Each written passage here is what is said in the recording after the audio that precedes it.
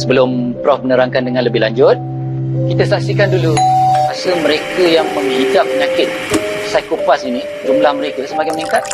Sebenarnya kita boleh ambil ujian ni di online, masuk website. Berlatar di sebuah apartemen, kisah akan berfokus dengan memperlihatkan seorang perempuan bernama Ivy. Ini rerainya yang pada saat itu menyambut kedatangan sang pujaan hati bernama Norman. Ini orangnya, di mana Ivy sendiri lebih sedikit tua dari si Norman, tapi Norman tak memandang umur, yang penting saling mencintai. Ayah.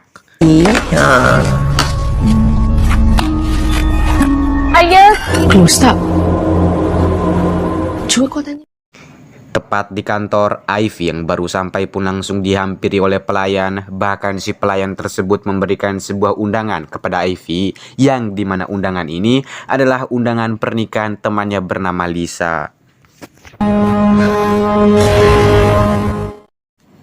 Singkat cerita, di malam harinya Norman pun mengajak Ivy makan malam di sebuah restoran, yang mana hal itu Ivy pun menceritakan kepada si Norman soal Lisa temannya akan menikah besok. Dan tak hanya menceritakan saja, Ivy juga mengajak si Norman untuk pergi menghadiri berdua bersamanya, yang biar gimana pun Ivy merasa tidak enak jika nggak berkunjung dalam pernikahan itu. I will drive. Dah tanya je lah. Tak ada lah, jom.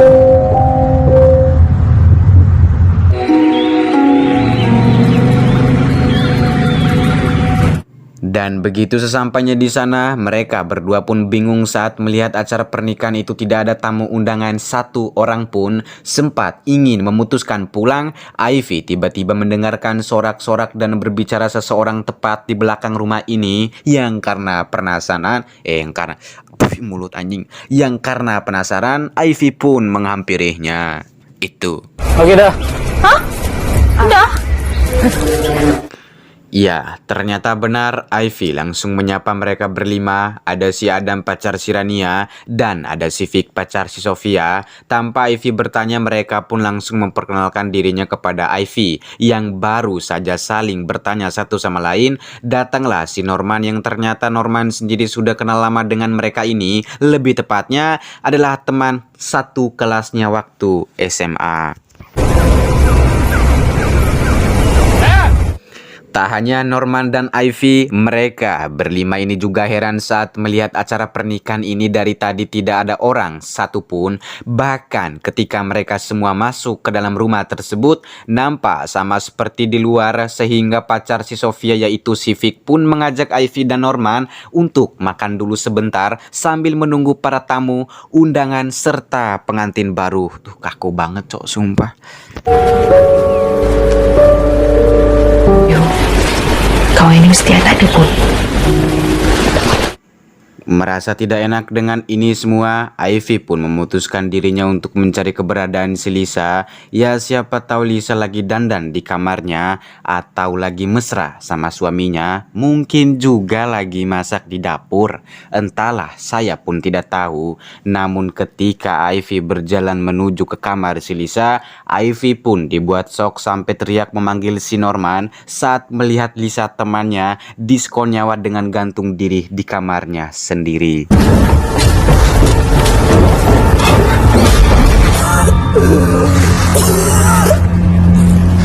Sofia, kau boleh? Dari teriakan si Ivy itulah membuat Norman dan lainnya kepanikan. Dan juga kalian akan mengetahui bahwa barusan mereka melihat jari manusia di dalamnya. Bisa disimpulkan pasti jika jari itu adalah jari dari mayat si Lisa ini sendiri. Belum selesai sama tragedi soal kenapa Lisa bisa gantung diri, Sofia terlihat sedang disekap oleh sosok hitam sampai membuatnya pingsan, yang membuat Norman dan lainnya semakin dibuat ketakutan serta kebingungan.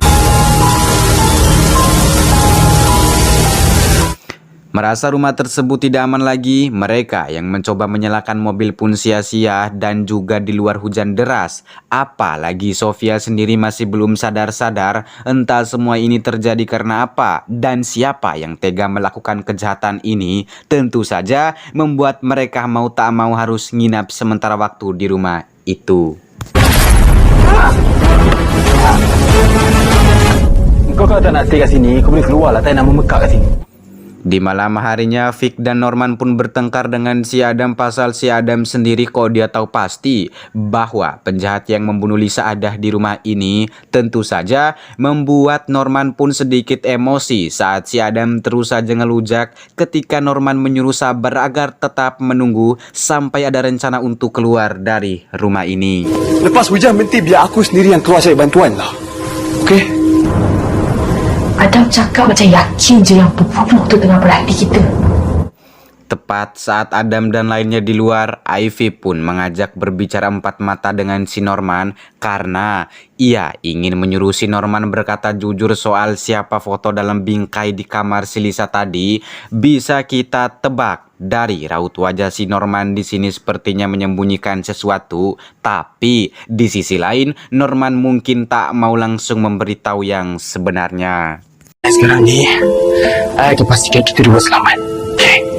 Jahanam akan girlfriend sendiri dia. Beberapa menit kemudian, Ivy pun dibuat sedikit ketakutan ketika melihat si Vic muncul di jendela dengan pisaunya. Dengan waktu bersamaan, datanglah Norman sekaligus Adam bersama Rania dan bertanya kepada Vic apa tujuan Vic membawa pisau. Lalu Vic pun menjawab bahwa ia ingin keluar untuk mencari bantuan di luar sana, di luaran sana gitu. Apa maksud you? Dia yang rancang. Di saat si Vic akan pergi, Rania justru ingin ikut bersama si Vic mencari bantuan untuk Sofia. Namun Adam sendiri tak terima jika Rania sang pujaan hatinya keluar dari rumah ini. Sehingga Adam pun menyuruh Rania jangan pergi, biarkan dia saja keluar bersama Vic seorang diri. Memang Lisa jemput aku je, dia tak jemput Norman pun. Norman datang sini secara kebetulan ataupun memang Lisa jemput dia atas jemputan perkahwinan? Tepat ketika Ivy dan Rania melihat keadaan Sofia, dari situlah Ivy pun menyuruh Rania berkata jujur dan menyuruh Rania menceritakan siapa sebenarnya foto dalam bingkai foto di kamar si Lisa kemarin. Awalnya Rania tak mau menceritakan karena akibat dipaksa oleh Ivy. Rania yang kasihan pun akhirnya berkata jujur. Ialah sekolah swasta untuk golongan elit. Salina, seorang pelajar baru dekat sekolah kita orang. Dulu ada seorang perempuan bernama Selina yang salah satu adalah murid baru di sekolahnya, di mana sekolah ini adalah sekolah lembaga swasta untuk para elit. Lebih tepatnya hanya orang-orang tua kaya raya yang mampu mendaftarkan anaknya agar bisa masuk di sekolah ini. Namun akibat kerja keras, orang tua si Selina jelas membuat Selina bersekolah di sini. Dan tak hanya itu, Selina juga mendapatkan beasiswa dari ayah si Lisa atas nilainya bagus. Justru dari prestasi Selina itulah membuat si Lisa semakin tidak suka kepada Selina sendiri. Sini! Selain itu, Selina juga tak sengaja melihat si Lisa melakukan pengencerotan dan pelecehan dengan pacarnya, yang karena takut si Selina menyebarkan berita tersebut, ia pun menyuruh Selina untuk tutup mulut. Bahkan Lisa juga mengancam Selina akan membunuhnya jika Selina berani menyebarkan kelakuan kotornya barusan. Namun setelah 1 hari tiba, nama Lisa dan pacarnya pun tersebar di mana-mana. Lebih tepatnya perbuatan maksiat kemarin ternyata semua orang sudah tahu. Tentu dari rasa malu itulah Lisa menuduh Selina melakukannya, padahal yang menyebarkan berita kemarin adalah Amar, pacarnya sendiri.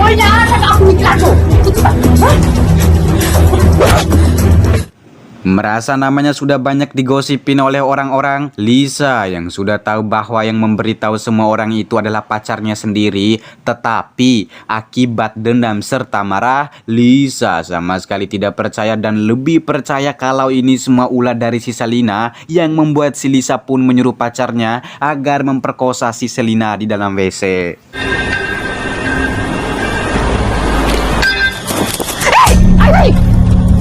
Norman, aku minta maaf, aku terpaksa bagi Mengetahui semua kebusukan itu, Ivy yang kecewa pun menghampiri Norman dan menampar si Norman sampai membuat Norman pun terdiam pelanga-pelongo. Karena biar gimana pun ini juga salah si Norman, karena jika Norman mencoba menahan si Amar untuk memperkosa Selina waktu dulu, mungkin Selina tidak akan meninggal dunia. Saya cukup kena biaya silap. Tepat dalam rumah, setelah Ivy mengetahui semua kejadian itu, Ivy pun dibuat sedih dan menangis meneteskan air mata. Tapi di tengah si Norman ingin meminta maaf atas semua kesalahannya, muncullah momen yang tak disangka saat tiba-tiba datang si Adam dengan tubuhnya bercucuran darah dan tusukan pisau di perutnya. Melihat hal tersebut, membuat si Rania sebagai doinya pun marah sampai ia mengira bahwa Vic pelakunya.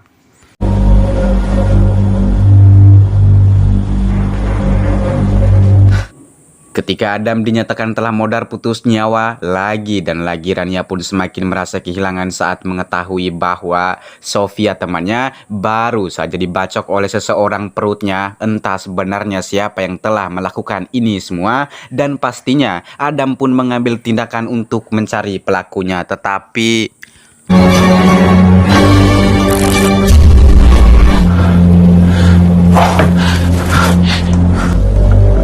Ivy dan Rania yang hanya bisa menangis atas kepercayaan temannya, di mana Ivy pun tidak sempat menjelaskan tentang kejadian yang sebenarnya soal Salina itu, karena barusan setelah Rania pergi, Sofia pun menceritakan kembali siapa Salina sebenarnya kepada Ivy, bahwa apa yang diceritakan oleh Rania tadi itu bukan si Lisa yang benci kepada Salina, melainkan si Rania ini sendiri. Bukti jika Rania hanya membolak-balikan fakta. Bahkan di dalam pemerkosaan tersebut ternyata Rania menyuruh 3 temannya untuk memperkosa Salina, yaitu Adam, Vic, dan si Norman suaminya. Tak nampak apa-apa? Kalau aku nampak engkau, mesti kau nampak aku. Oh ya, kau cantik banget. Wah, yang sebelah kau macam saya. Setelah sudah tahu semuanya, Rania yang tak mau mati di tempat itu pun membuat keputusan untuk keluar dan meninggalkan si Ivy sendiri di kamar tersebut. Berharap bisa keluar, Rania justru dibuat teriak ketakutan saat melihat sosok hitam itu yang melempar jasad Norman yang sudah modar dibacok di atas tangga.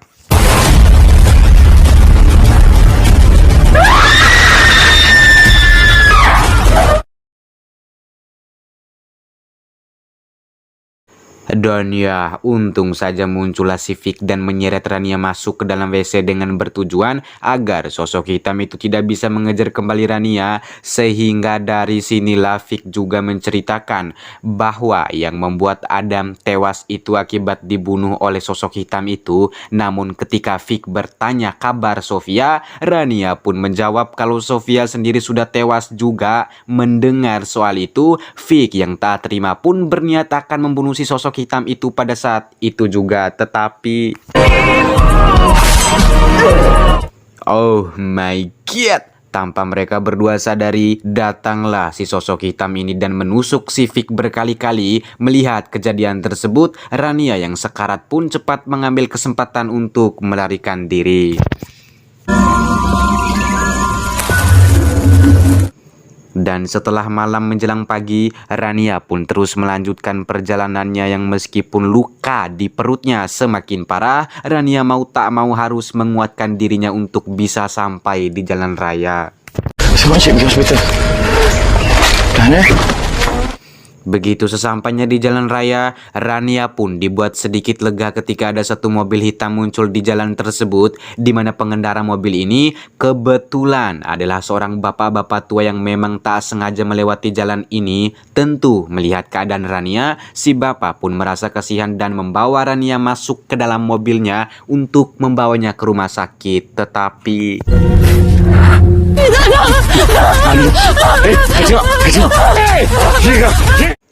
oh my god, betapa tidak menyangkanya si Rania saat mengetahui si bapak barusan itu adalah bapak si Salina yang membawa Rania kembali ke rumah tadi. Memang semua rencana ini sengaja dibuat oleh mereka untuk balas dendam kepada semua teman si Rania atas kematian anaknya Salina. Dan tak hanya itu, kalian juga akan sangat terkejut, sangat-sangat terkejut saat melihat si Ivy sekaligus ibu bergaun hitam juga ada di tempat ini. Tidak lain tidak bukan kalau Ivy bersama si ibu ini ternyata kakak dan ibu dari si Salina sendiri.